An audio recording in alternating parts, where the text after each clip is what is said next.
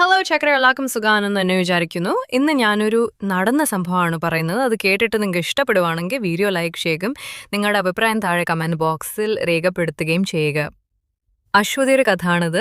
വീട്ടിൽ അവളും അമ്മയും അനിയത്തിയുമുള്ളൂ. അശ്വതിയുടെ വിവാഹം കഴിഞ്ഞ വർഷമായിരുന്നു. അവൾ തന്നെ കഷ്ടപ്പെട്ടാണ് എല്ലാം നടത്തിയത്. അവർക്ക് നല്ല ഗവൺമെൻറ് ജോലിയുണ്ട്, ടീച്ചറാണ്. LP സ്കൂൾ വീട്ടിൻ്റെ അടുത്ത് തന്നെയാണ്, ഒരു 100 മീറ്റർ അപ്പുറം. ഭർത്താവ് സജീവൻ ദുബായിൽ സിവിൽ എഞ്ചിനീയർ ആയിരുന്നു. അവിടെ ഒരു ആക്സിഡൻറ്റിൽ കല്യാണം കഴിഞ്ഞ് ഒരു മാസം അന്ന് മുമ്പ് മരിച്ചുപോയി. അമ്മ സുനിത്തെ എല്ലാ സുഖങ്ങളുണ്ട്, പ്രഷർ, ഷുഗർ. ഈയിടെയായി ശ്വാസമുട്ടലും കൂടുതലാണ്. എല്ലാവരെയും നോക്കുന്നത് അശ്വതിയാണ്.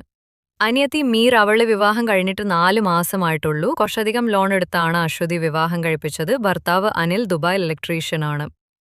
വിവാഹം കഴിഞ്ഞ് ഒരു മാസം കഴിഞ്ഞപ്പോൾ അനിലിന്റെ വീട്ടിൽ വെച്ച് മീര ഒന്ന് വീണു. പിന്നെ നടുവേദന കൂടി വന്നു. നിങ്ങൾ ഈ ചാനലിലോട്ട് ആദ്യമായിട്ടാണ് വരുന്നതെങ്കിൽ ഇപ്പോൾ തന്നെ ഈ ചാനൽ സബ്സ്ക്രൈബ് ചെയ്യൂ. ഇത്തരം പുതുപുത്തൻ വീഡിയോസ് നിങ്ങൾക്ക് ലഭിക്കാനായി വേഗം തന്നെ ഈ ചാനൽ സബ്സ്ക്രൈബ് ചെയ്യൂ. പിന്നെയാണ് പല ടെസ്റ്റ് ചെയ്തു. അത് ക്യാൻസർ 3rd സ്റ്റേജ് ആണെന്ന് മനസ്സിലായത്. വീണത് കൊണ്ടുള്ളതാണ് വേദന എന്നാ ആദ്യം തോന്നിയത്. പക്ഷെ അത് ക്യാൻസർ കാരണമായിരുന്നു. അറിഞ്ഞപ്പോൾ വളരെ വൈകി. അശ്വതി പക്ഷേ ഇത് അനിലായിട്ട് മാത്രമേ പറഞ്ഞിട്ടുള്ളൂ. ക്യാൻസർ തുടക്കമാണ് എന്ന് മാത്രം അനിലും അശ്വതിയും അവളെ അറിയിച്ചിട്ടുള്ളൂ. എത്ര കാലം അവൾ ഉണ്ടാകും എന്ന് ആർക്കും അറിയില്ല. അതുകൊണ്ടാണ് അവിടെയുള്ള ജോലി നിർത്തി നാട്ടിലേക്ക് അനിൽ എന്ന് വരുന്നത്. മീരയെ കാണാനൊരു നിറമാണ്, മെലിഞ്ഞ ശരീരം, പ്രായം 25 ആവുന്നു. അനിലും ഇരുനിറമാണ്, കാണാൻ പാകത്തിന് തടി ഒക്കെയുണ്ട്, പ്രായം 28. വീട്ടിൽ അയാളുടെ ചേട്ടനും അമ്മയും ഭാര്യയും മക്കളും ഒക്കെയാണ്. അവരുമായി അത്ര നല്ല അടുപ്പത്തിലല്ല. അതുകൊണ്ട് സ്വത്തൊക്കെ വിറ്റ് അതെല്ലാം ബാങ്കിലിട്ട് അനിൽ നേരെ വരുന്നത് മീരയുടെ വീട്ടിലേക്കാണ്. അവിടെ അയാൾക്ക് വലിയ സ്ഥാനമാണുള്ളത്. അശ്വതി, അവൾക്ക് 27 വയസ്സ്. കാണാൻ നല്ല ഭംഗിയാണ്, വെളുത്തു ഒരു ചബ്ബി ലുക്കാണ്, നിത്യമേനോന്റെ പോലെ. അതെ, തടി. ഭർത്താവ് മരിച്ചതിന് ശേഷം ഇവിടേക്ക് വന്നതാണ്. അവള് ജോലിക്ക് പോയി ഇവരെ പൊന്നുപോലെ നോക്കുന്നു. അനിൽ ആകെ 1-2 തവണ മാത്രമേ മീരയുടെ വീട്ടിൽ നിന്നിട്ടുള്ളൂ. ഇനി കഥയിലേക്ക് വരാം. അനിൽ വരുന്നത് കൊണ്ട് തന്നെ അശ്വതി ഇന്ന് ലീവ് ആക്കിയിരുന്നു. ഉച്ച കഴിഞ്ഞപ്പോൾ വീട്ടിലേക്ക് ഒരു കാറ് വന്നു. അനിൽ ഒരു സെക്കൻഡ് കാർ നോക്കി വെച്ചിരുന്നു. അതും ആയിട്ടാണ് വീട്ടിലേക്ക് എത്തിയത്.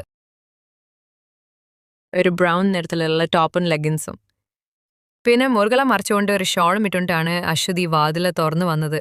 നോക്കിയപ്പോൾ പെട്ടിയൊക്കെ എടുത്തു അനിൽ വീട്ടിലേക്ക് കയറി വരുന്നു. അനിൽ അതുപോലെ തന്നെ ഉണ്ട് എന്നാണ് അശ്വതിക്ക് തോന്നിയത്. അവളും പെട്ടിയെടുക്കാൻ അടുത്തേക്ക് പോയി. അശ്വതി ഇന്ന് പോയില്ലേ? ഇല്ല, ലീവാക്കി. ഏട്ടൻ വരുന്നതല്ലേ. നീ എന്നെ അനിലെന്ന് വിളിച്ചാൽ പോരെ, ഒരു വയസ്സല്ലേ മാറ്റുള്ളൂ. ഏയ് ഏട്ടൻ, അത് മതി. യാത്രയൊക്കെ സുഖമായിരുന്നോ? ഇവിടുന്ന് പോയവ തന്നെ ഉണ്ട്, കുറച്ച് നിറം പോയിട്ടുണ്ട് വെയില് കൊണ്ട്. അവിടെ നല്ല ചൂടേ. അശ്വതി നൂട് ബണ്ണം വെച്ചല്ലോ, ഭംഗിയും കൂടിയിട്ടുണ്ട്. ആണോ? അകത്തേക്ക് വരൂ, അവിടെ മുറിയിലാണ്. അമ്മേ, ദേ അനിൽ ഏട്ടൻ വന്നിട്ടുണ്ട്. അനിൽ അവളെ പൊക്കി പറഞ്ഞത് അവൾക്ക് ശരിക്കും പറ്റിയിട്ടുണ്ട്. അങ്ങനെ ആരും പറയാറില്ല, ആരും അടുപ്പവും ഇല്ല. ടീച്ചേഴ്സൊക്കെ പറയാന്നല്ലാതെ ഒരു ആൺ സജീവന് ശേഷമാണ് ഇങ്ങനെ പറയുന്നത്. അനിൽ നേരെ പോയത് മീരയുടെ മുറിയിലേക്കാണ്. അവൾക്ക് സന്തോഷം കൊണ്ട് കരച്ചിലൊക്കെ ആയി. അവിടെ കിടപ്പ് കണ്ടിട്ട് അനിൽ ആകെ തകർന്നുപോയി. അവിടെ അടുത്ത് പോയപ്പോൾ അനിലും പിടിച്ചു നിൽക്കാനായില്ലേ. അയാളുടെ കണ്ണുകളും നിറഞ്ഞു ഒഴുകി. മോൻ വന്നു. അമ്മേ വന്നു. എന്താ മീരേ, അവന് കൂടെ വിഷമിപ്പിച്ചോ? ഇനി വന്ന് കയറിയിട്ടല്ലേ ഉള്ളൂ. മോനെ, എല്ലാം ശരിയാവും. ഡോക്ടർ അങ്ങനെയാ അശ്വതിയോട് പറഞ്ഞത്. മീര കാണുവരാ.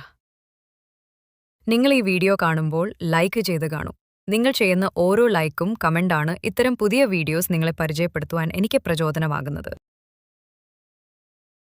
അശ്വതി, അവന് ദോത്തൻ ഡ്രസ്സൊക്കെ കൊടുക്ക്. അമ്മേ, അവളത് കൊണ്ട് പോയി കൊടുത്തു. ഏട്ടാ, പുറത്തുനിന്നാണോ മുറിയിൽ നിന്നാണോ കുളിക്കുന്നത്? പുറത്തുനിന്നാകാം, അത് അസുഖം. ശരി, അപ്പോഴേക്കും ഞാൻ കഴിക്കാനെടുക്കാം. ഓക്കെ. അനിൽ കുളിച്ചു, ലുങ്കിയും ബനീനൊക്കെ ഇട്ട് റെഡിയായി വന്നു. താഴെ 2 മുറിയും മുകളിൽ അശ്വതിയുടെ മുറിയുമാണ്. അനിൽ നല്ല പോലെ ഫുഡ് കഴിച്ചു. നല്ല ടേസ്റ്റ് ഓരോന്നിനെ പറ്റിയും പറയുമ്പോൾ അശ്വതിക്ക് നല്ല സന്തോഷമായി. കഴിച്ചു കഴിഞ്ഞു മുറിയിലെത്തി അവളുടെ അടുത്തിരുന്നു. അനിൽ ഓരോന്ന് സംസാരിച്ചിരുന്നു. അപ്പോഴാ അശ്വതി കയറി വന്നത്. ഏട്ടാ, വീൽ ചെയർ ഇവിടെ ഉണ്ട്, എനിക്ക് ഒറ്റയ്ക്ക് നടക്കില്ല, അതുകൊണ്ട് അവളെ പുറത്തേക്ക് അങ്ങോട്ട് കൊണ്ട് പോകാറില്ല. എനിക്ക് പുറത്തേക്ക് പോകണ്ടേ? പോണോ? അശ്വതി അതും കൊണ്ട് വാ, അവളെ ഒന്ന് പുറത്ത് ഇറക്കാം. അശ്വതി അതുമായി വന്നപ്പോൾ അനിൽ അവളെ നിസ്സാരമായി പൊക്കിയെടുത്ത് സിമ്പിളായി വെച്ചു. അത് കണ്ട് അശ്വതിക്ക് അതിശയമായി പോയി. അവളെയും കൊണ്ട് അനിൽ പുറത്തേക്ക് പോയി. സിറ്റൗട്ടിൽ കൊണ്ടുപോയി. അവിടെ എല്ലാവരും ഇരുന്നു. എത്രയായി ഇവിടേക്കൊക്കെ വന്നിട്ട്? ഇപ്പോൾ ഒരു ആശ്വാസം തന്നെയുണ്ട്. ഒന്ന് നടക്കാനായാൽ മതിയായിരുന്നു. അനിലും അശ്വതിയും അങ്ങോട്ടും ഇങ്ങോട്ടും നോക്കി. അവരുടെ ഉള്ളിൽ അറിയാമായിരുന്നു ഇതൊന്നും നടക്കില്ല എന്ന്. അനിൽ ഒരു ഫോൺ വന്നപ്പോൾ പുറത്തേക്കിറങ്ങി. അശ്വതിയും അമ്മയും അടുക്കളയിലായപ്പോൾ സിറ്റൗട്ടിന്നു അപ്പുറമുള്ള ഒരു ചെടി കണ്ട് അതിലെ പൂ പറിക്കാനായി മീര മുന്നോട്ട് നീങ്ങി. അവൾക്ക് വീൽചെയർ അണക്കാൻ പോലും ആകുന്നില്ല കൈയേന്തിച്ച് നോക്കി. ഒടുവിൽ തപ്പേ എന്ന സൗണ്ടോടുകൂടി അവള് വീൽചെയറിൽ നിന്ന് വീണു. അത് കേട്ട് അടുക്കളയിൽ നിന്നും അശ്വതിയും പുറത്തുനിന്ന് അനിലും ഓടി വന്നു. എന്താ പണിയ മീരെ നീ കാണിച്ചത്? ഒന്ന് മാറിട്ടല്ലേയുള്ളൂ. നിലത്ത് വീണ അവളെ പൊക്കിയെടുക്കാൻ നോക്കിയ അനിൽ പെട്ടെന്ന് ഒരു കാഴ്ച കാണക്കുണ്ടായി. തന്റെ മുന്നിൽ മീരയെ കുനിഞ്ഞു നിന്ന് പൊക്കാൻ നോക്കുന്ന അശ്വതിയെ. ഷോളൊക്കെ പെട്ടെന്ന് ഉള്ള ഓടി വരവിൽ എവിടെയോ വീണുപോയിരുന്നു. അവളെ വലിയ ഉടയാത്ത വെളുത്ത മുലകളുടെ ചാൽ കണ്ടതും അനിൽ കണ്ണും മിടിച്ചു നോക്കി നിന്നുപോയി. അവൾക്ക് ആണയിൽ എത്ര നോക്കിയിട്ടും അവളെ പൊക്കാൻ ആകാത്തത് കണ്ട് അനിലിനെ അവൾ നോക്കി. അനിൽ അവൾ മീരയെ പൊക്കാതെ താങ്ങി പിടിച്ചു വായും പൊളിച്ചു നോക്കുന്നത് കണ്ടപ്പോൾ അത് തന്റെ മാറിലേക്ക് ആണ് എന്ന് അവൾക്ക് വിശ്വസിക്കാൻ ആയില്ല. കൈകൊണ്ട് മറക്കാൻ നോക്കണം എന്ന് ഉണ്ടെങ്കിൽ പോലും കൈയെടുത്താൽ മീര വീഴും. ഏട്ടാ, പോക്ക് നോക്കി നിൽക്കാതെ. പെട്ടെന്ന് അനിൽ മുഖം മാറ്റി അവളെ എടുത്തു പൊക്കി വീൽ ചെയറിലിരുത്തി. എന്തേലും പറ്റിയോ മീര്? ഇല്ലേട്ടാ, ഞാൻ അത് പറിക്കാൻ നിന്റെ ഒരു കാര്യം പറഞ്ഞാ പോരെ? ഒറ്റയ്ക്ക് ചെയ്യണോ? അനിൽ അശ്വതിയെ നോക്കി. അവള് നിലത്ത് കിടന്ന ഷാൽ നോക്കി എടുത്തിട്ടു. അനിലിനെ ദേഷ്യത്തോടെ ഒരു നോട്ടം നോക്കി അകത്തേക്ക് അവള് പോയി. അവളെ തടിച്ച കുണ്ടികൾ അപ്പോഴാണ് അനിൽ നോക്കിയത്. അനിൽ മീരയുടെ അടുത്തിരുന്നു. എന്തൊക്കെയാ ആലോചിക്കുന്നു? മീര പണ്ട് പറഞ്ഞതെല്ലാം. അശ്വതിമണ്ട് കൂടെ ഒരു ആഴ്ചയാണ് സജീവൻ നിന്നിട്ടുള്ളത്. ഒരു ആഴ്ച അവൾക്ക് പീരിയഡ്സ് ആയതുകൊണ്ട് തന്നെ അവള് ഇപ്പോഴും കന്യക ആണ് എന്ന് അനിൽ ഓർത്തെടുത്തു. ഒരു ആഴ്ച കഴിഞ്ഞതും അനിലിന് അത്യാവശ്യമായി ദുബായിലേക്ക് പോകേണ്ടിയും വന്നു. മീര എന്തൊക്കെയാ പറയുന്നു അതിനനുസരിച്ച് അയാൾ ഓരോന്ന് ആലോചിച്ച് തലകുലുക്കി. അടുക്കളയിലെത്തിയ അശ്വതിയാണേൽ ആകെ അസ്വസ്ഥാണ്. എന്ത് പണിയാ കാണിച്ചത്? ഷാൽ ശ്രദ്ധിക്കണമായിരുന്നു. ഇതിപ്പോ ആകെ മോശമായല്ലോ. അനിലേട്ടൻ എന്താ അങ്ങനെ നോക്കിയത്? പുള്ളിയെ പറഞ്ഞിട്ട് കാര്യമില്ല. നോക്കാതിരിക്കുവോ? എന്റെ അടുത്താണ് തെറ്റ്. അതിനെ കുറേ കഴിഞ്ഞു. സന്ധ്യസമയത്ത് അവരെല്ലാവരും കൂടി ഇന്ന് സിറ്റൗട്ടിലിരുന്നു. അനിൽ അശ്വതിയെ നോക്കുമ്പോ അവള് പെട്ടെന്ന് മുഖം മാറ്റും. അവൾക്കെന്തോ ഒരു ചമ്മൽ പോലെ. അനിലോടെ സൗന്ദര്യം ആസ്വദിക്കുന്നു. തീർച്ചയായും കണ്ടിരിക്കേണ്ട 5 തുണ്ടുപടങ്ങളെ പറ്റി ഞാൻ ഈ ചാനലിൽ പറയുന്നുണ്ട്. ഇതിനു മുമ്പ് അപ്ലോഡ് ചെയ്തിരിക്കുന്ന വീഡിയോസ് ചെക്ക് ചെയ്യാമെങ്കിൽ അത്തരം പടങ്ങൾ നിങ്ങൾക്ക് കാണാവുന്നതാണ്.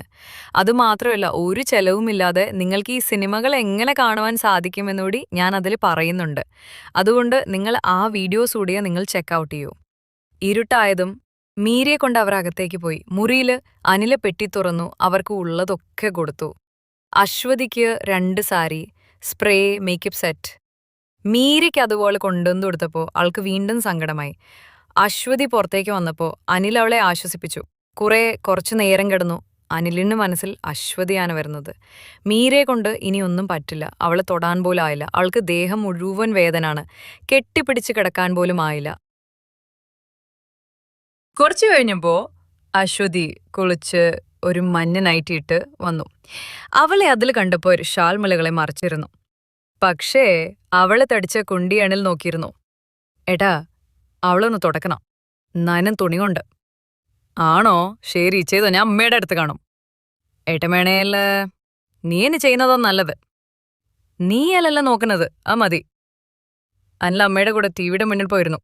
കുറച്ചു കഴിഞ്ഞു അശ്വതി അടുക്കളയിൽ പോയി. അമ്മ മീരയുടെ അടുത്തേക്ക് പോയി.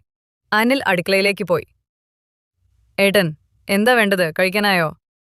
ആയിട്ടില്ല, ചുമ്മാ വന്നതാണ് ഞാൻ. എന്താ ഏട്ടാ? നേരത്തെ അറിയാതെ സോറി നോക്കിപ്പോയതാണ്. സോറി. അതോ? അത് സാരില്ല. എന്റെ അടുത്താണ് തെറ്റ്. ഏട്ടൻ അത് വിട്ടേക്ക്. അശ്വതിക്ക് ബുദ്ധിമുട്ടായോ ഞാൻ വന്നത്? വേണം ഞാൻ അവളെയും കൂട്ടി വാടക വീട്ടിലേക്ക് പോവാമാ? അയ്യോ, അതെന്തിനാ? ഇത് ഏട്ടന്റെ കൂടെ വീടല്ലേ, നമുക്കെല്ലാവർക്കും ഇവിടെ സന്തോഷത്തിലും ദുഃഖത്തിലും കഴിയാ. എന്തേലും ബുദ്ധിമുട്ടുണ്ടെങ്കിൽ പറയാൻ മടിക്കരുത് കേട്ടോ. ഇല്ല, എല്ലാരും കഴിച്ചു.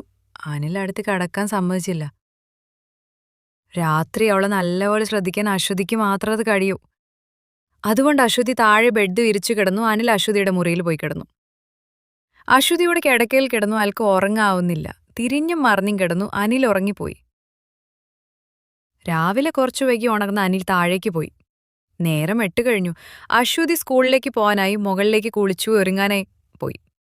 താഴെ വന്ന അനിൽ കുറച്ചുനേരം മീരയോട് സംസാരിച്ചിരുന്നു. ഒരു ലുങ്കി മാത്രമായിരുന്നു അപ്പോൾ അയാളുടെ വേഷം.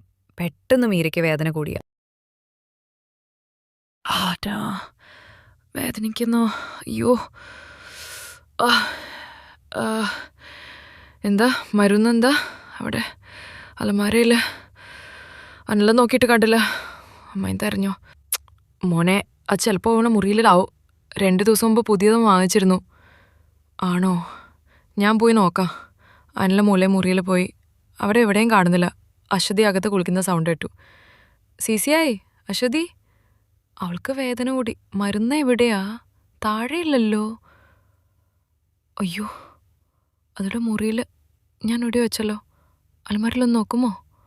അത് ലോക്കാണല്ലോ. കീ എവിടെയാ? അത് കട്ടിലും താഴെ. ഇവിടെ ഇല്ലല്ലോ. അവൾക്ക് തീരെ വയ്യ. അശ്വതി, ഞാൻ ഒന്ന് വേഗം വന്നേ. താഴെ അപ്പോഴേക്കും പഴയ മരുന്ന് അമ്മ കണ്ടുപിടിച്ചിരുന്നു. അത് മീരക്ക് കൊടുക്കാൻ തുടങ്ങി. എന്നാൽ ഇതറിയാതെ അനിൽ ആകെ ടെൻഷനിലാണ്. അശ്വതി അണയിൽ കുടിച്ചു മാറാനുള്ളത് എടുത്തിട്ടും ഇല്ല. നൈറ്റി അലക്കാൻ ഇടുകയും ചെയ്തു. അത് എടുത്തു നോക്കിയപ്പോൾ ആകെ നനഞ്ചു പിണ്ടിയായിട്ടുണ്ട്. പിന്നുള്ളത് മുകളിലുള്ള പാവാടാണ്. അതും കുറെ നനഞ്ഞിട്ടുണ്ട്. അവള് അതെടുത്ത് മുലക്ക് മുകളിലായിട്ട് കെട്ടി. ഒന്നും ആലോചിക്കാൻ അവള് നിന്നില്ല. അവർക്ക് അറിയാമായിരുന്നു ആ മരുന്ന് കിട്ടിയില്ലെങ്കിൽ ജീവൻ പോകുന്നത് പോലെയാണ് മീരയ്ക്കെന്ന്. അവളെ കുളിമുറിയിൽ നിന്ന് വെള്ളപ്പാവാട മുല കച്ച പോലെ ഇട്ട് പുറത്തേക്ക് ഓടി വന്നു. അനിലെ അത് നോക്കിക്കൊണ്ടൊരു നിൽപ്പ് നിന്ന്. കീ ഇതെവിടെയാ വെച്ചത്? ഞാൻ കിട്ടി. അലമാരയിലില്ലല്ലോ. അവളെ ചുറ്റും നോക്കി. അനിലാണ് അവളെ ആ കോളത്തിൽ നോക്കിക്കൊണ്ട് നിൽക്കുകയാണ്. ഏട്ടാ, ബെഡിന് അപ്പുറത്തുള്ള മേശയിൽ നോക്ക്. ഇത് ലോക്കാണല്ലോ. കീ ഞാൻ തുറക്കാം. അവള് വേഗം അങ്ങോട്ടേക്ക് വന്നു. അവള് വന്ന വഴിയെല്ലാം വെള്ളം തുള്ളി തുള്ളിയായി വീരുകയായിരുന്നു. അപ്പൊ അവള് നോക്കിയ അലമാരിലേക്ക് ഒന്നുകൂടി പോയി നോക്കി. ഏട്ടാ, കിട്ടി. ഇതിലായിരുന്നു. ഇത് വേഗം കൊണ്ട് പോയി കൊടുക്കൂ. ഞാൻ വേഗം കുളിച്ച് അപ്പോഴേക്കും വരാം. അനിലത് വാങ്ങാനായി അവിടെ അടുത്തേക്ക് ഓടി. അശ്വതിയുടെ ദേഹത്ത് നിന്നും വീണ വെള്ളം ടൈൽസിൽ നല്ല പോലെ ഉണ്ടായിരുന്നു. ഏട്ടാ, വെള്ളം നോക്കിവാ എന്ന് പറയും മുൻപേ ഓടി വന്ന അനിൽ നേരെ അവളെ ദേഹത്തേക്ക് വഴുതി വീണു. രണ്ടുപേരും വീഴ്ചയിൽ ബെഡിൽ കൂടി ഉരുണ്ടു. നേരെ അപ്പുറത്തേക്ക് നിലത്തേക്ക് വീണു. അവളുടെ മുകളിലേക്കായി അനിൽ വീണതും അവള് വാ പൊടിച്ചുപോയി. അനിലിനെ അവള് പുറത്തു കൂടി വീഴ്ചയിൽ പിടിച്ചിരുന്നു. അവള് ദേഹത്തേക്കിടന്നു. അനിൽ അവളുടെ കഴുത്തിലാണ് മുഖം പോയി അമർത്തിയത്. അനിലിന്റെ മുഖം അമർന്നതും അവള് ഒന്ന് പൊളഞ്ഞുപോയി. ആദ്യമായിട്ട് ആയിരുന്നു ഒരാളിങ്ങനെ. അനിലിനാണെങ്കിൽ വിശ്വസിക്കാനാകുന്നില്ല. അവളെ അടുത്ത് ഇതുപോലെ കിട്ടിയപ്പോൾ അയാൾക്ക് വേറെയൊന്നും ഓർക്കാൻ തോന്നിയില്ല. കഴുത്തിലെ സോപ്പിന്റെ മണം അയാൾ വലിച്ചെടുത്തു. കൈകൾ അവളുടെ നഗ്നമായ ഷോൾഡറിൽ പിടിച്ചു. അനിൽ ഒന്നൂടെ അമർത്തി അവളുടെ നനന കഴുത്തിൽ കൂടി ചുണ്ടമർത്തി മുഖമിളക്കി. അശ്വതിയാകെ വിറച്ചുപോയി. അവൾക്ക് കൈകാലുകൾ മരവിച്ചതുപോലെയായി. എന്തു ചെയ്യണമെന്ന് അറിയാത്തതുപോലെ. ഈ കഥയുടെ 2ാം ഭാഗം വേണമെന്നുള്ളവർ കമന്റ് ചെയ്യൂ. ഞാൻ തീർച്ചയായും അപ്ലോഡ് ചെയ്യുന്നതായിരിക്കും. അപ്പോൾ ഇന്നത്തേക്ക് ബൈ ബൈ.